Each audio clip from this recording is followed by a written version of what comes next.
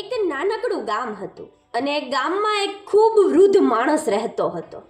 અને એક વૃદ્ધ માણસની એક રોજિંદી ક્રિયા હતી કે એક ખાલી ખુરશી રહે અને પોતાના ઘરના આંગણાની બહાર મૂકી દેતો. એટલે ત્યાંથી જે લોકો પસાર થાય ને એ વૃદ્ધ માણસનો મજાક ઉડાવતા. અને એક દિવસ બધા જ ગામના લોકોએ ભેગા મળીને એ વૃદ્ધ માણસને પૂછ્યું કે બાપુજી, તમે આ ખાલી ખુરશી અહીંયા શા માટે મૂકો છો?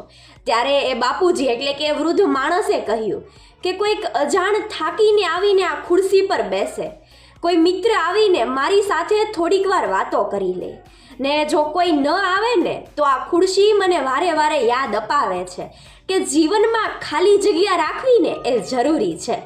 આ વાત તમારી સાથે શેર કરવાનો મારો તાત્પર્ય એ જ છે કે દિલમાં જગ્યા રાખવી જરૂરી છે. એ જ સાચી માનવતા છે. જય શ્રી કૃષ્ણ.